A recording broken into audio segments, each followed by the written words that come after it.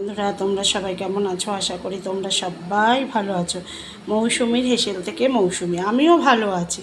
আজকে আমি তোমাদের পটলের কোরমা করে দেখাবো। দেখো আমি পটলগুলোকে ভালো করে কেটে নুন হলুদ মাখিয়ে রেখেছি। দেখো এই দেখো, দেখেছো দুপাশে একটুখানি মশলা যাতে পটলের ভেতরে যায় সেই কারণে পটলটা এইভাবে কেটে নিয়েছি। আর কি কি লাগছে দেখো, কাজু পোস্ত, এখানে লঙ্কা পেস্ট, কাশ্মীরি রেড চিলি গুঁড়ো, ওদিকে হলুদের গুঁড়ো রয়েছে, ধনের গুঁড়ো, আর এখানে রয়েছে পেঁয়াজ রসুন পেস্ট। দেখো তেলটা কিন্তু আমি আগেই বসিয়ে নিয়েছি, তেলটা গরম হয়ে গেছে। এবার নুন হলুদ মাখানো যে পটলগুলো আছে সেগুলো আমি ভেজে নিচ্ছি। দেখো আমি পটলগুলো দিয়ে দিয়েছি, দিয়ে একটু প্রতিট করে আমি ভেজে নিচ্ছি। এবার যে এখানে কাজু আর পোস্ত রয়েছে এখানে আমি দইও দিয়ে দিচ্ছি। দেখো দই দিয়ে দিচ্ছি।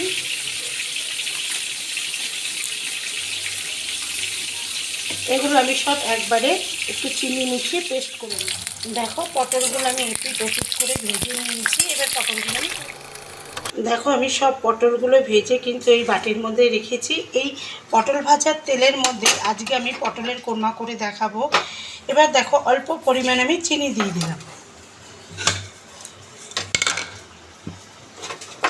চিনিটা দিয়ে ভালো করে আমি তেলের সঙ্গে মিশিয়ে নিচ্ছি। এবার আমি দিয়ে দিচ্ছি তেজপাতা, দারচিনি, লবঙ্গ, এলাচ আর সাদা জিরে। ভালো করে আমি মিশিয়ে নিলাম তেলের সঙ্গে। এবার দিয়ে দিচ্ছি পেঁয়াজ কুচি। দেখো পেঁয়াজ কুচি আমি দিয়ে দিলাম। দেখো পেঁয়াজগুলো বাদামি বাদামি ভাজা হয়ে গেছে। এবার আমি নুন দিয়ে দিলাম। নুনটা দিয়ে ভালো করে আমি আবার পেঁয়াজের সঙ্গে মিশিয়ে নিচ্ছি।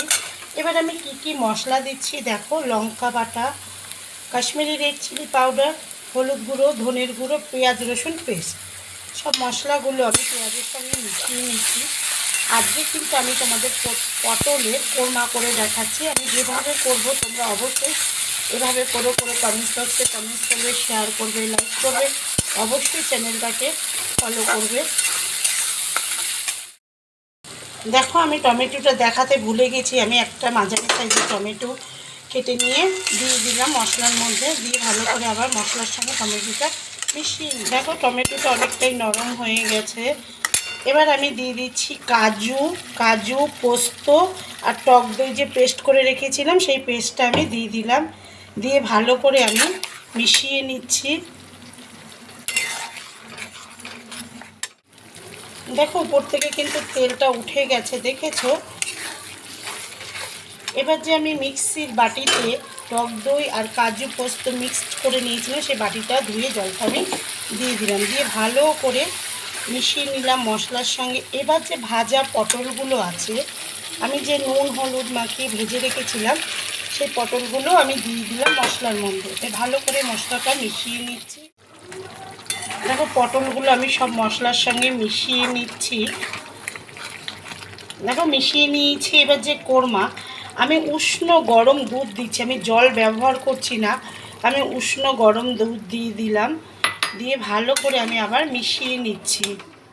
দেখো আমি এখানে নিয়ে নিয়েছি স্বাদ অনুযায়ী চিনি আর কস্তুরি মেথি পাতা নিয়ে নিয়েছি। এবার আমি এই যে পটলের কোরমা করছি একদম রেডি হয়ে গেছে। দেখো কালারটা কিন্তু খুব সুন্দর এসেছে, গন্ধটাও খুব সুন্দর বেরিয়েছে। এবার চিনি আর আমি কস্তুরি মেথিটা উপর থেকে দিয়ে দিলাম। দিয়ে ভালো করে আবার আমি মিশিয়ে নিচ্ছি। দেখো আমি গরম মশলার গুঁড়ো দিয়ে দিলাম, অল্প পরিমাণ গরম মশলার গুঁড়ো দিয়ে দিলাম। দিয়ে ভালো করে আমি মিশিয়ে নিচ্ছি। আজকে কিন্তু আমি তোমাদের পটলের কোরমা করে দেখালাম। আমি যেভাবে করলাম তোমরা অবশ্যই এইভাবে করবে। করে কমেন্টস বক্সে কমেন্টস করবে, শেয়ার করবে, লাইক করবে, অবশ্যই সাবস্ক্রাইব করবে। আর ফেসবুক পেজে সেখানে তোমরা লাইক করবে, কমেন্টস করবে, শেয়ার করবে, আর অবশ্যই চ্যানেলটাকে ফলো করবে। দেখো আমি গরম মশলা দিয়ে ভালো করে পটলের সঙ্গে মিশিয়ে নিয়েছি। আমি গ্যাসটা অফ করে দিই, ঠান্ডা হলে পরিবেশন করে দেখাচ্ছি। দেখো আমি পরিবেশন করে নিয়েছি পটলের কোরমাটা। আমি যেভাবে করলাম অবশ্যই তোমরা এইভাবে করবে। করে কমেন্টস বক্সে কমেন্টস করবে, শেয়ার করবে, লাইক করবে, অবশ্যই চ্যানেলটাকে সাবস্ক্রাইব করবে। ফেসবুক পেজ সেখানে তোমরা লাইক করবে, কমেন্টস করবে, শেয়ার করবে, অবশ্যই চ্যানেলটাকে ফলো করবে। আজকের মতন আসি, নমস্কার।